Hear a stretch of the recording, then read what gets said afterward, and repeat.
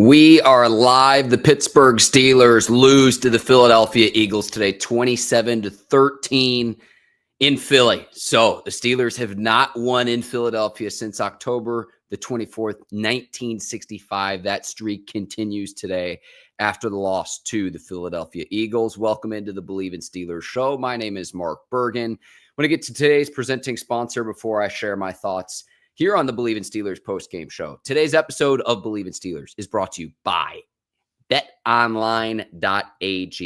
It's NFL Week 15. Get in on the football action today. Head over to betonline.ag today to get started.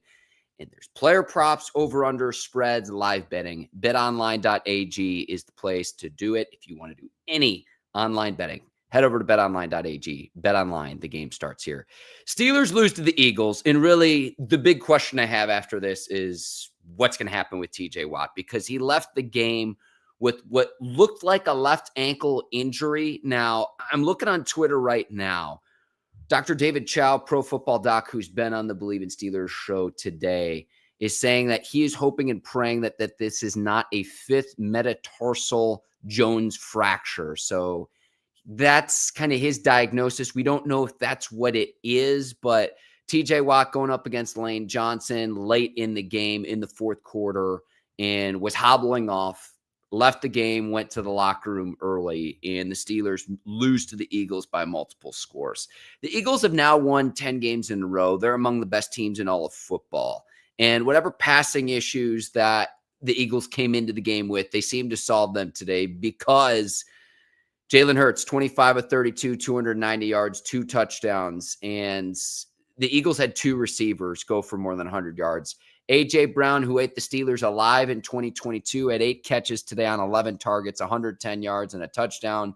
Devontae Smith, 11 catches, 109 yards and a touchdown. Steelers won the turnover battle today, 2-1. That was big, but got absolutely dominated on time of possession. Steelers came into this game number 1 in the NFL on time of possession, and the Eagles today had the ball for almost 40 minutes. The Steelers had it for only 20, and we're a few minutes in now, and you're saying, well, Mark, this is the issue of not having a dynamic playmaker like George Pickens. George Pickens missed his second consecutive game, and you see how stagnant the offense becomes when he's not out on the field, when you don't have your dynamic playmaking receiver. The Steelers didn't score in the second half, and really the turning point of the game to me was the fumble by Najee Harris in the second half. And Najee has great hands. He's reliable. He doesn't get hurt. He generally doesn't fumble. It was his first fumble of the season. To me, Najee just took his eye off the ball and on the pitch play to where he was looking upfield to see what his blockers were doing before watching the ball all the way into his hands. That's what happened on that play. And I thought that was the real turning point in the second half of this game. And so that to me was the key moment in this game was Najee Harris's fumble. And the Steelers, they didn't score in the second half. You're not going to win many games where you go a whole half without scoring, period. You're just not. You're just not. So that was, in my opinion, how that shook out. The Steelers never led in this game. They tied it 3-3 in the first quarter.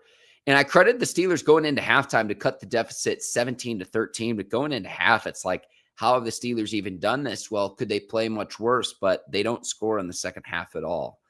And the Eagles could have scored again at the end there, but they run out the clock and Eagles win their 10th game in a row. Now, the silver lining of all of this is this. This is really just a litmus test game for what to expect come postseason for the type of team that you're going to need to beat. Because the glass half full perspective is that the Steelers can win the AFC North next weekend on Saturday against the Baltimore Ravens, against your bitter division rival. So if the Steelers take care of business, they'll win the division. And so that's what I would focus on after this one against Philly, where, yes, you want to win. And yes, you're fighting for playoff positioning, seeding, potentially home field advantage in the playoffs. But if you take care of business on the road next week against the Ravens, Steelers have beaten the Ravens 8 of their last 9 contests. You should be okay next weekend. But you got to win that one, because this 3-game stretch, you lose today to Philly, You're on the road at Baltimore. And then on Christmas Day, following next weekend's Saturday game, you take on the Kansas City Chiefs at home in Pittsburgh. That 3-game stretch is as tough of any other 3-game stretch for any team in the league. I would put that 3-game stretch up against anybody. You've got to find a way to win next week's game, period. Straight up, you just have to find a way to win that game. And hopefully it's with TJ Watt on the field. We saw a few seasons back what the Steelers team is like when TJ Watt doesn't play. The defense is much different. And I like Alex Highsmith. I like Nick Herbig, but they need Watt out on the field. Watt made a difference today. When he was out on the field, he had the forced fumble. He had 2 sacks today. TJ Watt also had 7 tackles, had a tackle for a loss and 2 quarterback hits. I mean, the guy's everywhere, and there's a reason why he's the favorite to win NFL Defensive Player of the Year.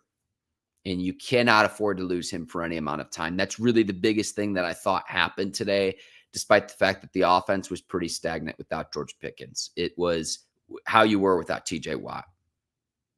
But the Eagles winners today, 27-13. And this offense just, wow. Because next year, from a big picture standpoint, George Pickens has got to be looking at this being like, I'm pretty valuable to this team. George Pickens will be going into the final year of his rookie deal next year. Could the Steelers get out ahead of the premium that they would have to pay for a receiver position? Because that was really the big thing when Russell Wilson came in to relieve Justin Fields earlier in the season after the 4-2 start. It was his connection with George Pickens. And so now the Steelers have to figure out, hopefully they can get Pickens back for the game against the Ravens, because this offense is just very stagnant. It's just very, very stagnant. And they moved the ball a little bit. They cut it to 4 at halftime. And again, it was the Najee Harris fumble that really changed the momentum of today's game. You just can't afford mistakes when you don't have your dynamic playmaker out on the field. And I'm curious to see what kind of contract George Pickens is going to be able to fetch because of the premium you have to pay receivers in the NFL. We've seen it now back-to-back 2 weeks where you don't have his big playmaking ability. Justin Fields, using him in packages, left the game with an abdomen injury as well. Keep an eye on that, because if for whatever reason Russell Wilson were to get hurt, then you're down to Kyle Allen. So hopefully Justin Fields is okay. I know they use him in short yardage situations. And I know he's a dynamic playmaker. Maybe Pittsburgh was trying to make something happen offensively, try to get a little bit creative with Arthur Smith and company. But hopefully Fields doesn't miss any time, because you're lucky to have him as a backup as well. He's not just a gadget quarterback, which is really how he's been used with Russell Wilson on the field. But, man, you're going to need Pickens back.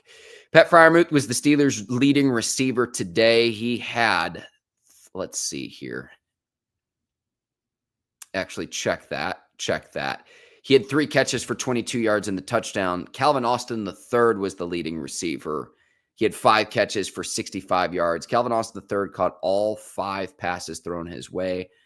Ben Skoranek had a catch for 17 yards. Mike Williams caught one of the 2 balls thrown his way for 15 yards. Najee Harris had a 7-yard reception. Van Jefferson had 1 catch, no yards. He was only targeted twice. Only 128 overall passing yards, 107 net passing yards for Russell Wilson today. That ain't going to get it done. That is not going to get it done. And it's tough when you don't have Pickens out there. And the matchup problems and the dynamic playmaking and opening up your offense, because of you have to respect George Pickens' ability downfield to make big-time plays. And the Steelers haven't really had that the last 2 weeks. Straight up. Let's get to what Yins think. This is the portion of the program where fans can call in, and they can call into the show if you'd like. That is pinned in the comment section. You can just tap the link to call the show if you'd like to call in. I'll get through some comments as well. You can also leave a comment in the super chat. So if you financially support Bleav in Steelers, I will read your comment. Let me get to a few comments right now. Temple checking in saying the Steelers barely had the ball in the second half. Temple, I am totally with you, and you just have to look at the time of possession in today's game. You take a look at that, and the Steelers had the ball for a little bit more than 20 minutes today. The Eagles, meanwhile, had the ball for almost 40 minutes today. Wow. Because usually it's like the opposite for how the Steelers have played this year. And I just got a push alert on my phone as well. TJ Watt has a low ankle injury. That's what they're calling it. So he will undergo more tests. I'm sure we'll know more about that in the coming week. Keep an eye out for Mike Tomlin's update as part of his Tomlin Tuesday media availability. I'm not sure if he's going to be moving that up this week, given that the Steelers play on Saturday again against the Baltimore Ravens. The Steelers playing the Ravens next Saturday in next weekend's game. But at halftime, time of possession was pretty equal, and Temple bringing up a good point. At halftime, the Steelers had the ball for a little bit more than 14 minutes, and the Eagles had it for a little bit less than 16 minutes. So it was pretty even at half. And then in the second half, the Steelers offense never stayed on the field. They didn't stay on the field. So that was pretty interesting to me today, considering that's really unlike how this Pittsburgh Steelers have performed this year. It really is. It really is. Temple, thank you for checking in. And yeah, the second half, again, it was almost an even split in the first half. And in the second half, I'm doing live math here on the podcast, but the Eagles had it for, let's see, like 25 minutes out of the 30 minutes in the second half. Nearly, like it's just like the Steelers barely had the football offensively. Autumn asking a great question, asking why wasn't Mike Williams being used today? That's a great question. I don't know if midseason, if it's more difficult to learn playbooks, but the fact that Mike Williams had one catch for 15 yards and only 2 targets, without George Pickens out there, he's probably their best downfield threat, probably their best receiver. I'd maybe put Calvin Austin III ahead of him. It doesn't really make sense to me. In that first game, they used him on the go ball to beat Washington. I don't know. Autumn, that's a great question. I don't know why he's not getting more targets, Mike Williams. You traded a 5th-round pick for him. He's in the final year of his deal. He's going to want to show out. And maybe he just doesn't have that same rapport because he didn't have a full offseason with Russell Wilson, Justin Fields, and company. It doesn't really make a lot of sense to me. Autumn also saying they should have gotten more receivers during the offseason. That is definitely on the front office. Yeah. And they try to get they do get Mike Williams at the deadline. Receiver depth outside of George Pickens. I'm a broken record on this show saying this. And it's as simple as if we're playing Madden, the video game, and outside of George Pickens, and I'm not talking about the tight ends of Freiermuth or any of that, but purely the wide receivers. If we're playing Madden, there's not another receiver on the Steelers roster outside of George Pickens that strikes fear in your heart. If we're playing Madden, if we're picking up the sticks and playing the game. It's no knock on any of the other players, but you see it yet again today. You've had back-to-back weeks of stagnant offense. It's like straight up. Just go look at the statistical output in the yardage totals. It just hasn't been there. And you see it in the passing game today or lack thereof. I mean, you can't really do much if you're not on the field at all. And the Eagles, they played a different brand of football. Really, the Steelers got back in today's game, in my opinion, when Saquon Barkley went out. And then in the second quarter, the Steelers had a touchdown and a field goal, and they cut it to 17-13 at halftime. But Barkley came back in, and I thought that the Steelers actually did a nice job containing Saquon Barkley. He had 19 carries for 65 yards, had a 22-yard run, but that's only a 3.4 yards per carry for Saquon. The Eagles overall, though, as a team, 42 rushes, 131 yards. That's only 3.1 yards a carry. They did have a touchdown. Jalen Hurts got in with a rushing touchdown. So Hurts accounting for 3 total touchdowns today for the Philadelphia Eagles. But I thought they actually held Saquon pretty well in check. Casual Friday checking in and saying Najee's fumble changed everything. That, to me, was the turning point in today's game. And I'm not going to fault Najee because he's usually extremely reliable. It's his first fumble of the year. Just took his eyes off the ball. It happens, but you got to better focus. And the Steelers couldn't afford any mistakes today because, again, they don't have George Pickens.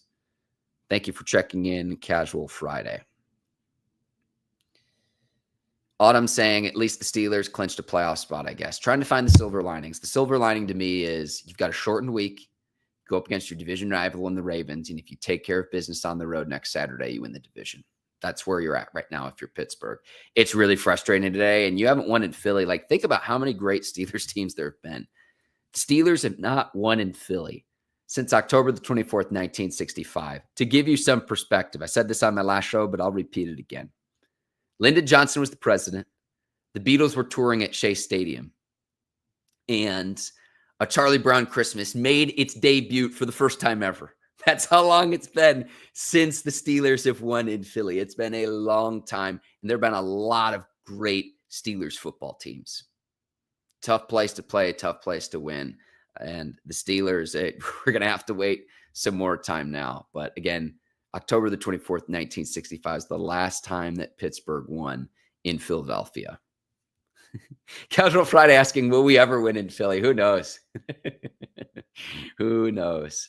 I think at some point it's bound to happen. I mean, but man, yeah, it's definitely frustrating today. But again, big picture standpoint, take care of business on the road. I said this before too. I think if the Steelers could win 2 of the 3 games against Philly, Baltimore, and Kansas City, that bodes well. You cannot lose all 3. If you go 1-2, it's like, it makes me feel a little less confident going into the playoffs because you haven't won a playoff game since January of 2017. That's ultimately what this comes down to. Today was a litmus test game. It was a litmus test game to see, okay, when you're playing the best of the best in the playoffs, hang on just a second here. What's that look like? What does that look like? Apologies here as I get my my super fixed. There we go. Doing this live here on the pod. There we go. But that's what this comes down to, is the playoffs. And the Eagles are a playoff team. I think the Eagles are going to give the Lions a run for their money. I'd still take Detroit in the NFC. I really like what I saw from Philly. Philly's won 10 games in a row. I mean, earlier in the year, it was like, is Nick Sirianni going to keep his job in Philadelphia? And you heard about this beef between Jalen Hurts and A.J. Brown. They look pretty good today. I know they only had like 100 yards passing a week ago against Carolina. Looked pretty good today. So you got to take care of business. It's Philly or it's Detroit in the NFC. Those are going to be your 2 top dogs. And then the AFC, it's Kansas City, it's Buffalo. I thought the Steelers were right there. We'll see again next week. See if you can bounce back. You knew today was going to be a tough game. Steelers entered today's game as 5.5-point underdogs. So I get it. I'd like to see them win. I'm going to be a lot more upset if you go into next weekend and lose again, and then you've got the Chiefs coming in on Christmas Day, and the Chiefs have been really tough, particularly in one-score games this year. Now, the Chiefs took care of business today against the Browns, and they were up big earlier in that game. They're up 21-0. They hang on and win 21-7. But man, it's tough. It's really, really tough. Pittsburgh cannot lose those 3 games. You just can't. So you got to get back on the right track next week. And then hopefully on Christmas Day, you get another real showdown. Heavyweight fights, big time matchups. And that's what we're talking about, because this is a playoff team today. It's a playoff style game today, of the type of game you're going to need to win when you don't score in the second half and you let the other team hold the ball for almost 40 minutes. Good luck winning that football game. Straight up. I'm not seeing, let's see. Casual Friday's got a good question. Why isn't Cam Sutton playing on the outside instead of Pierre? I think Pierre's just been there and he's proved himself and he's getting his opportunity. And he had a really nice tackle to force a 4th down today. And he's had some interceptions as well. It's a good question, but Sutton you need at the nickel. I know Beanie Bishop and Sutton have kind of taken turns a little bit too at the nickel on the inside. I think you need to keep those guys healthy too, because I know Sutton can play on the outside, but maybe they want Sutton in the nickel and not have to force Beanie Bishop as a rookie to play if there are more injuries in the secondary, because Dante Jackson left today's game. Dante Jackson's having a really nice year too. 5 interceptions. That's a career high. He left with an injury too.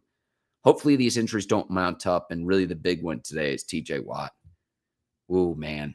The Steelers cannot afford to lose him straight up.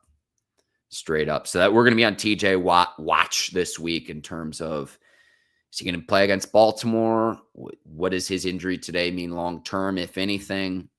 And Pittsburgh's definitely, they're a different team, the Pittsburgh Steelers, with TJ Watt on the field versus off the field. Just look at the season where he missed most of the year. It's a night and day difference. And you talk about winning and losing. I don't have the stats in front of me of with TJ Watt versus without him. I know you have a losing record without him. I know you have a winning record with him. Simple as that. That's really the biggest. That was really the biggest thing that happened late in the game, where it's like you cannot afford to lose 90. My name is Mark Bergin. This has been another edition of the Bleav in Steelers post-game show. I'll be back this coming week to get you ready for the upcoming week. Let's see, we're into NFL week 16 next weekend, and we'll get you ready for Steelers and Ravens in NFL week 16. I'll be sharing my thoughts from Hard Knocks. I think Mike Tomlin's been outstanding on HBO's Hard Knocks. What do the Steelers do coming off a loss today against the Eagles? And can they rebound to win the AFC North Division against the Baltimore Ravens? Remember, it's a Saturday game next weekend. So we'll get you ready here on the Bleav in Steelers postgame show. If you enjoyed listening to this, do me a favor, leave a 5-star review, Apple and Spotify on Bleav in Steelers. If you haven't already on YouTube, please hit that subscribe button. Tell a friend to tell a friend to tell a friend. Thank you to today's presenting sponsor, betonline.ag. I'll see you this upcoming week here on the Bleav in Steelers show. Enjoy the rest of your weekends. Steelers lose to the Eagles 27-13. I'll see you next time. My name is Mark Bergin. Until then, take care. So long, everybody.